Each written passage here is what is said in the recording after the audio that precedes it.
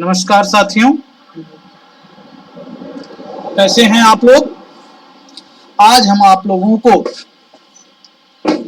Computer के बारे में पूरी जानकारी देंगे, वो भी हिंदी में। कंप्यूटर का आविष्कार कब हुआ और कंप्यूटर का इसका विकास कैसे हुआ, इसके आविष्कार करने वाले कौन हैं, इसके जन्मदाता कौन हैं और ये किस तरीके से, किस प्रक्रिया से आगे बढ़ा। कुल मिला के आज हम कंप्यूटर की जितनी पीढ़ियां हैं उसके बारे में, कौन कंप्यूटर कब आया, कैसे आया, इसके बारे में पूरी विस्तृत चर्चा करके कंप्यूटर की शुरुआत यहीं से हम करते हुए यहाँ शुरू करेंगे। बकाया आगे आगे दोस्तों पूरा कंप्यूटर A to Z, अगर आपके पास केवल घर पे एक कंप्यूटर है या कुछ भी है पुराना या नया, उससे मतलब नहीं है, कोई भी कंप्यूटर है तो आप मेरे साथ पढ़ते रहेंगे तो आप सारे सॉफ्टवेयर से लेके सारे हार्डवेयर तक जान जाएंगे, इवन आप प्रोग्रामिंग अच्छी तरीके से जान जाएंगे, ये मेरा वादा है। अब हम चलते हैं, पहले सबसे शुरुआत है आज बेसिक कंप्यूटर के बारे में। आज कंप्यूटर के बारे में हम जान लेते हैं कंप्यूटर क्या है। कंप्यूटर क्या है अब इसके बारे में हम आप देखते हैं। कंप्यूटर एक ऐसा इलेक्ट्रॉनिक डिवाइस है जो यूजर द्वारा इनपुट किए गए डाटा में प्रक्रिया करके सूचनाओं को रिजल्ट के रूप में प्रदान करता है। अर्थात कंप्यूटर एक इलेक्ट्रॉनिक मशीन है जो यूजर द्वारा दिए गए निर्देशों का पालन करता है।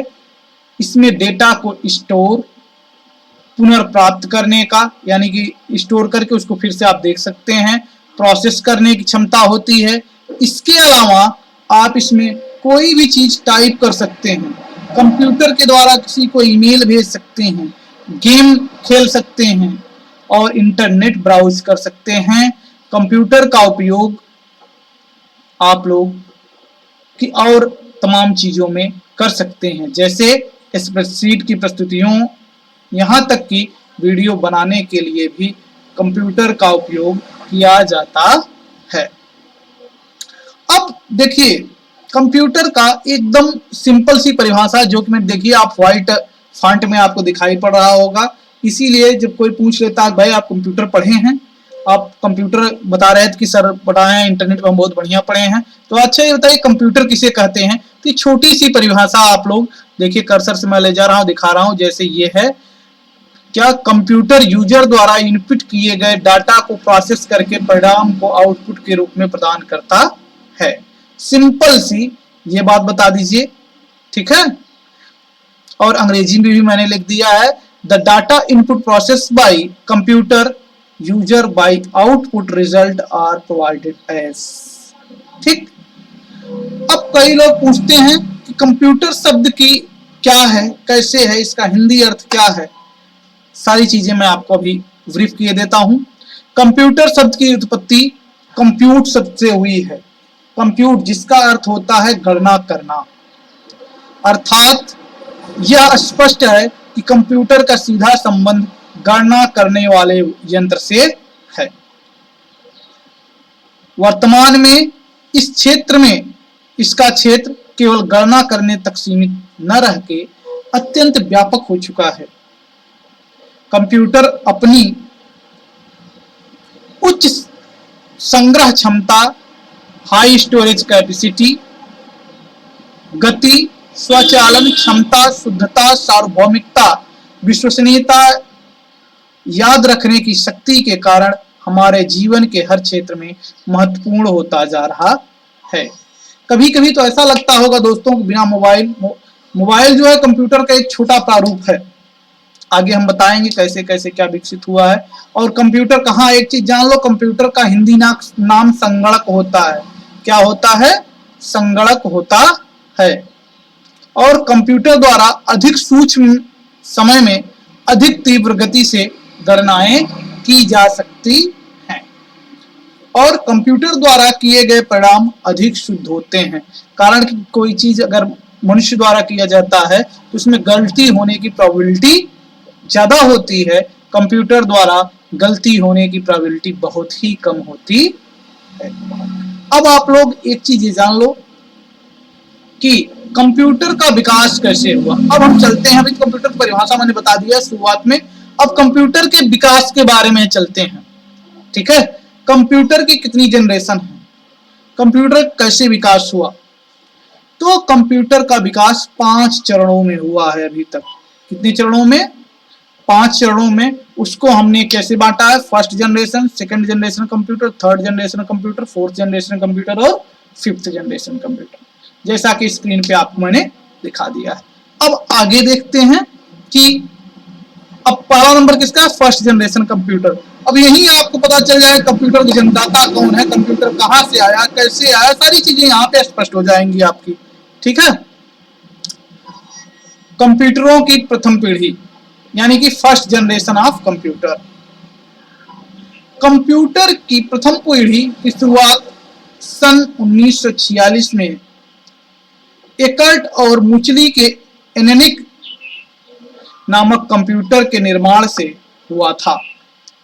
इस पीढ़ी के कंप्यूटरों में वैक्यूम ट्यूब का प्रयोग किया जाता था, जिसका आविष्कार सन 1904 ईस्वी में जॉन एम्ब्रोस फ्लेमिंग ने किया था।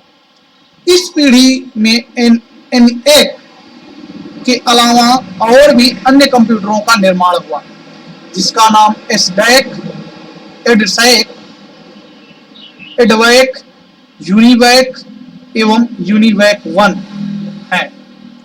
और ये चीज इसके साथ ही जान लीजिए, कंप्यूटर के जन्मदाता कौन है। कंप्यूटर के जन्मदाता कौन है, आप लोग बताइए, फटाफट कमेंट करिए। हाँ कमेंट करिए, लास्ट में हम सारी चीजें आपको इसको डिस्कस करेंगे। आप लोगों के लिए क्वेश्चन है, आप कमेंट करिए फटाफट।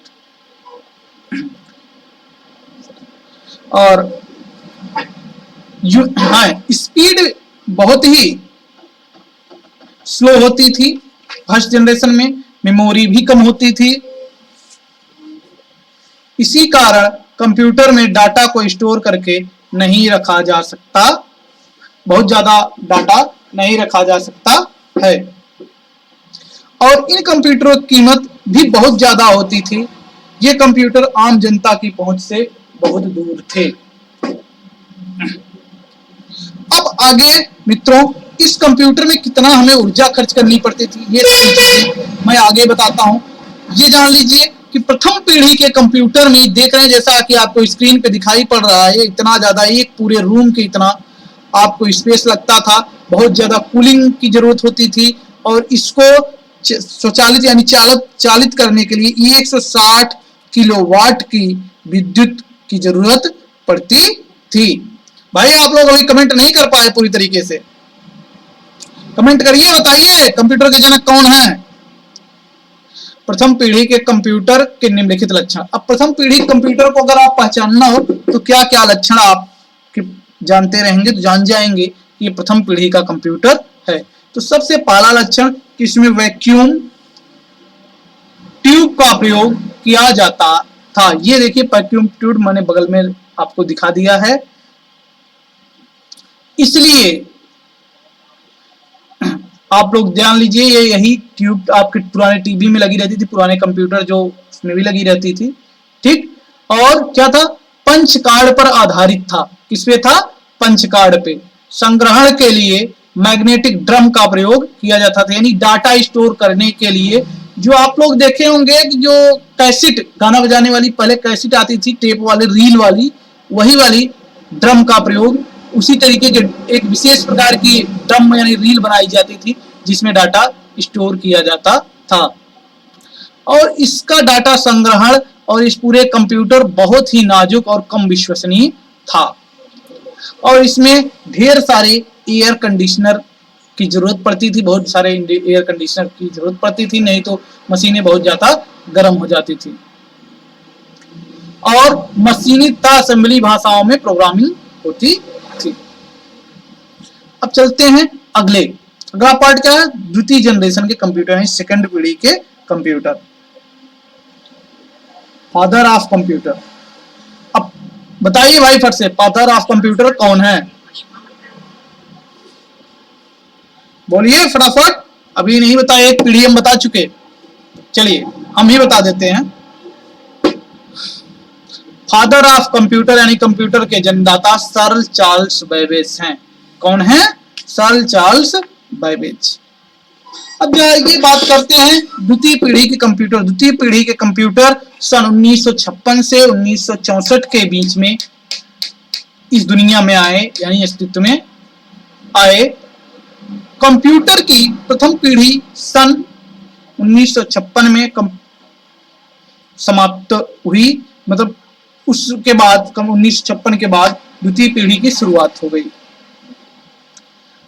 और इन कंप्यूटरों में वैक्यूम ट्यूब के स्थान पर ट्रांजिस्टर का उपयोग किया जाने लगा। अब ट्रांजिस्टर बनाया कौन था? ट्रांजिस्टर बनाने वाले थे सर विलियम शाकले। इन्होंने ट्रांजिस्टर का आविष्कार सन 1947 में किया था, जिसका उपयोग द्वितीय पीढ़ी के कंप्यूटरों में वैक्यूम ट्यूब के स्थान पर किया जाने लगा। ट्रांजिस्टर के उपयोग ने कंप्यूटरों को वैक्यूम ट्यूब की अपेक्षाकृत अधिक गति एवं विश्वसनीयता प्रदान की। ट्रांजिस्टर के आने के बाद कंप्यूटर के आकार में सुधार आया। द्वितीय पीढ़ी के कंप्यूटर प्रथम पीढ़ी के कंप्यूटर से आकार में बहुत छोटे हो गए। ठीक है। अब द्वितीय पीढ़ी के कंप्यूटरों की पहचान कैसे की जाती है, इसको देखिए। ये देखिए मैंने ट्रांजिस्टर दिखा दिया। देखिए ट्रांजिस्टर इसी तरीके के होते हैं। देखिए यहाँ पे लिखा है ट्रांजिस्टर। ठीक है। सेकंड पीढ़ी कंप्यूटर कुछ इस तरीके के होते हैं, जैसा कि मैंने पहले भी स्क्रीन पे आपको दिखाया था। ये देखिए सेकंड पीढ़ी कंप्यूटर का, ये देखिए आधे कमरे में आ गए, जबकि पहले वाला प्रथम पीढ़ी वाला पूरे एक कमरे में आता था। अब द्वितीय पीढ़ी के कंप्यूटरों के लक्षण क्या है? वैक्यूम ट्यूब के बदले इसमें ट्रांजिस्टर का उपयोग किया जाने लगा। ये अपेक्षाकृत छोटे एवं ऊर्जा की कम खपत, यानी कि जाहिर सी बात है जब आपका जगह कम लगेगी, स्पेस कम लगेगा तो ऊर्जा भी कम हो जाएगी। और अधिक तेज एवं विश्वसनीय, यानी प्रथम पीढ़ी की अपेक्षा तेज और विश्वसनीय हो गए। और प्रथम पीढ़ी की अपेक्षा कम खर्चीले भी हो गए। कोबल एवं फोर्ट्रान जैसी उच्च स्तरीय प्रोग्रामिंग भाषाओं का विकास द्वितीय पीढ़ी के समय ही हुआ। ठीक है। और इसमें डाटा संग्रहण की क्षमता बढ़ी। प्रिंटर एवं ऑपरेटिंग सिस्टम आदि का प्रयोग द्वितीय जनरेशन के कंप्यूटर में होने लगा था। यानी कि 1956 से 1963 के बीच में प्रिंटर और ऑपरेटिंग सिस्टम का प्रयोग होने लगा था। कंप्यूटर की तृतीय पीढ़ी, ये तीसरा जनरेशन कंप्यूटर कब माना जाता है? 1965 से 1971 के बीच। अब जान लीजिए कंप्यूटरों की तृतीय पीढ़ी की शुरुआत 1964 में हुई। इस पीढ़ी ने कंप्यूटरों को आईसी प्रदान किया। क्या प्रदान किया? आईसी, यानी कि इंटीग्रेटेड सर्किट। अब आईसी क्या होता है? आईसी किसके स्थान में प्रयोग किया गया? आईसी अर्थात एकीकृत सर्किट का आविष्कार टेक्सास इंस्ट्रूमेंट कंपनी के एक अभियंता जैक किल्बी ने किया था। इस पीढ़ी में आईसीएल 2903, आईसीएल 1900, यूनिवैक 1108 और सिस्टम 1360 प्रमुख थे। ये क्या है? ये सब कंप्यूटरों के नाम हैं। ठीक है। और इसमें क्या हुआ कि आईसी ने आके ट्रांजिस्टर को रिप्लेस कर दिया। ठीक। अगला, अब तृतीय पीढ़ी के कंप्यूटरों के लक्षण क्या है? देखिए आईसी कुछ इसी तरीके की होती है, आपके स्क्रीन पे है। इसमें क्या हुआ? आईसी का प्रयोग होने लगा। प्रथम एवं द्वितीय पीढ़ियों की अपेक्षा ये बहुत छोटा हो गया, जैसा कि मैंने कंप्यूटर दिखाया आपका। ये देखिए एकदम छोटा हो गया पहले दोनों की तुलना में। और ये अधिक विश्वसनीय, पोर्टेबल, यानी कि एक स्थान पर रखने लायक हो गया। ठीक है।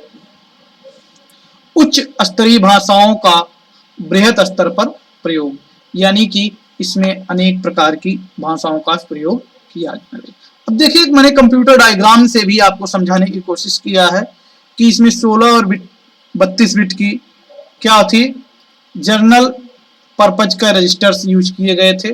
ये देखिए यहाँ पे मैंने दिखाया है ये डायग्राम के द्वारा, आप इसको ध्यान से देखिए। 4 बिट की फ्लोटिंग पॉइंट रजिस्टरिंग था इसमें, वो भी लिखाया गया है।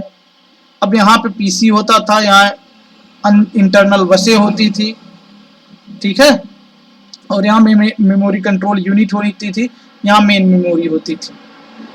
ठीक, इस तरीके से आपका कंप्यूटर डिजाइन हुआ था। आते हैं चौथी पीढ़ी के कंप्यूटर, यानी कंप्यूटरों की चतुर्थ पीढ़ी कब से कब आई भाई।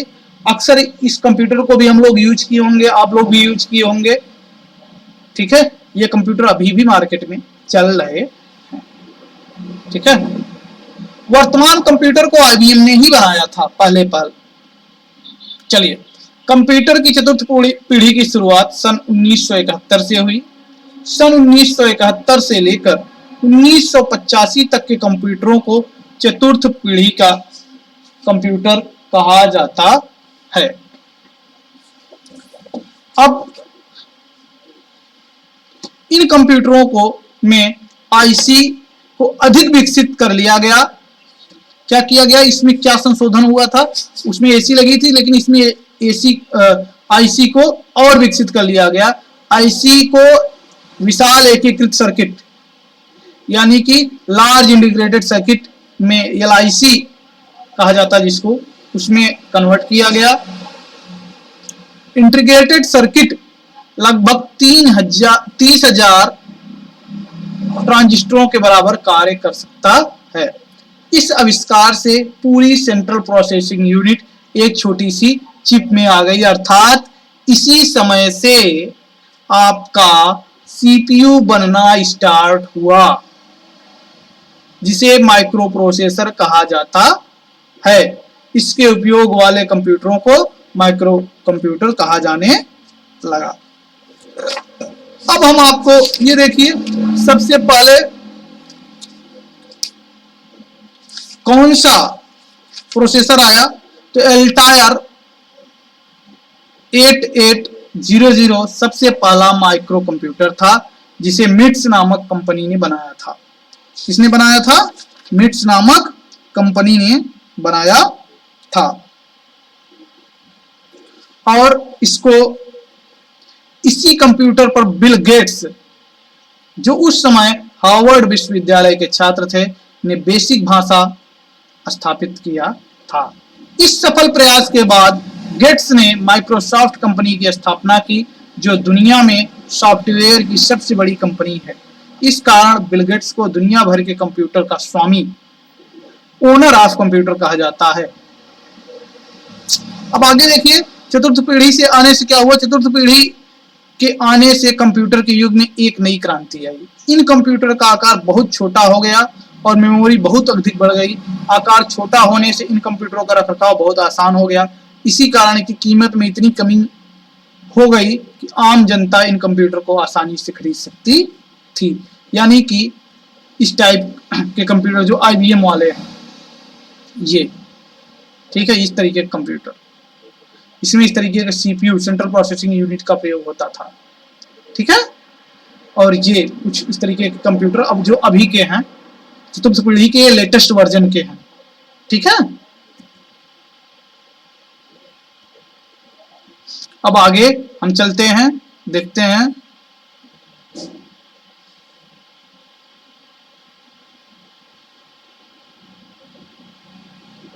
अगला है भाई, चलिए नेक्स्ट।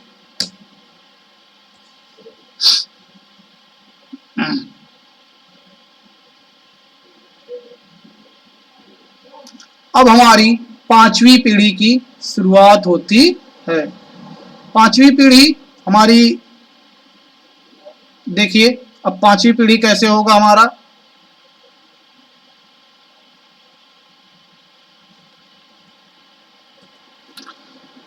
पांचवी पीढ़ी कंप्यूटरों की खासियत, पांचवी पीढ़ी के कंप्यूटर को परिभाषित करना कठिन होगा, क्योंकि इस समय इंटेलिजेंस से लेके तमाम चीजें बढ़ती चली जा रही हैं, ठीक है। अब इस पीढ़ी के कंप्यूटरों के मुख्य लक्षण।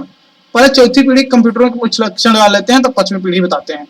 इस पीढ़ी में एक अति विशाल स्तरीय एकीकरण, वेरी लार्ज स्केल इंटीग्रेशन तकनीक का उपयोग किया गया। आकार में अद्भुत कमी आई। साधारण आदमी की क्रय क्षमता के अंदर था। ये अधिक प्रभावशाली और विश्वसनीय एवं अद्भुत गतिमान था। अधिक मेमोरी क्षमता थी। कंप्यूटरों के विभिन्न नेटवर्क का विकास इसी में हुआ। मुख्य क्या था? VLSI। ये देखिए VLSI चिप इसी तरीके से होती थी। अगला, कंप्यूटरों की पंचम पीढ़ी, यानी कि वर्तमान कंप्यूटर। जो वर्तमान कंप्यूटर चल रहा है, जो हम लोग यूज कर रहे हैं, ये वर्तमान कंप्यूटर ये पांचवी पीढ़ी के अंतर्गत आता है। इसमें क्या हुआ? आर्टिफिशियल इंटेलिजेंस बहुत ज्यादा बढ़ गया। और इसमें क्या हुई? पांचवी पीढ़ी में, जो कि 1985 के बाद से शुरू हुई, ये वर्तमान भी है और आगे भी अभी यही चल रही है। ठीक है। इसमें क्या हुआ? इस पीढ़ी के प्रारंभ में कंप्यूटरों का परस्पर संयोजित किया गया ताकि डेटा की सूचना आपस में साझेदारी आदान प्रदान हो सके। नए integrated circuit, ultra large scale integrated circuit, very large scale integrated circuit को प्रतिस्थापित करना शुरू किया गया। इस पीढ़ी में प्रतिदिन कंप्यूटर के आकार को घटाने का प्रयास किया जा रहा है, जिसके फलस्वरूप हम घड़ी के आकार में भी कंप्यूटर को देख सकते हैं। पोर्टेबल कंप्यूटर था। इंटरनेट की सहायता से हम दस्तावेज, सूचना तथा पैसे का आदान प्रदान कर सकते हैं। ये देखिए वर्तमान कंप्यूटर है। रोबोट भी वर्तमान कंप्यूटर का एक उदाहरण है। ये देखिए लैपटॉप अलग पड़ा हुआ है, कीबोर्ड अलग है, देखिए मोबाइल भी है, टैब, और ये सारे ये वर्तमान कंप्यूटर के उदाहरण हैं। अब पांचवी पीढ़ी कंप्यूटरों के लक्षण। कंप्यूटरों के विभिन्न आकार। पहला लक्षण क्या है? इनके आकार अलग। आवश्यकता अनुसार कंप्यूटरों के आकार की संरचना तैयार किया जाता है। आज विभिन्न मॉडलों के डेस्कटॉप, लैपटॉप, पाम टॉप आदि कंप्यूटर उपलब्ध हैं। दूसरा, इस पीढ़ी क्या खासियत है? इंटरनेट। यह कंप्यूटर एक अंतरराष्ट्रीय संजाल है। दुनिया भर के कंप्यूटर नेटवर्क इंटरनेट से जुड़े हैं और इस तरह हम कहीं भी घर बैठे अपने स्वास्थ्य, चिकित्सा, विज्ञान एवं कला, संस्कृति आदि का लगभग सभी विषयों पर विविध सामग्री इंटरनेट से प्राप्त कर सकते हैं। जैसे आप इंटरनेट के कारण ही मुझे देख पा रहे हैं। अगला, मल्टीमीडिया यानी ध्वनि, जैसे पिक्चर्स जो बनाते हैं, साउंड जो हमारी रिकॉर्ड हो रही है, दृश्य यानी जो दिखाई पड़ रहा होगा आपको, टेक्स्ट जो आपको लिखा हुआ दिखाई पड़ रहा है, ये सारी चीजें पांचवी पीढ़ी की खासियत है। नए अनुप्रयोग यानी कि न्यू एप्लीकेशन। कंप्यूटर की तकनीक अति विकसित होने के कारण इसके अनुप्रयोग था फिल्म निर्माण, यातायात नियंत्रण, उद्योग, व्यापार, शोध आदि के क्षेत्र में तमाम आपका यूज किया जा रहा है, प्रयोग किया जा रहा है कंप्यूटर का। दोस्तों, यदि आपको अच्छा लगा हो तो इस चैनल को आप लाइक करें, सब्सक्राइब करें और शेयर करें, क्योंकि लाइक करने पे, शेयर करने पे आपका एक भी पैसे नहीं नुकसान होगा, बशर्ते और इसमें बेल आइकन जरूर आप प्रेस कर दीजिएगा, क्योंकि सब्सक्राइब के बगल में एक रहता है बेल आइकन। अगर आप इसको कर देंगे तो हमारी जितनी भी वीडियो बनेंगी आपको आसानी से मिल जाया करेंगी। Thank you.